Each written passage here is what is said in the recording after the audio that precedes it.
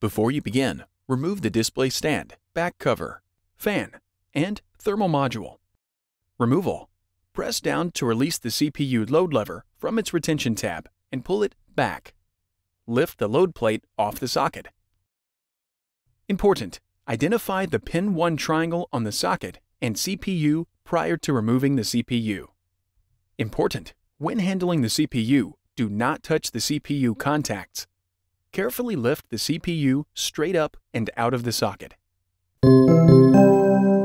Replacement. Align the pin 1 triangle on the CPU with the pin 1 triangle on the socket. Carefully lower the CPU into position in the socket. Swing the load plate down. Lock the load lever under its retaining tab to secure the CPU in place.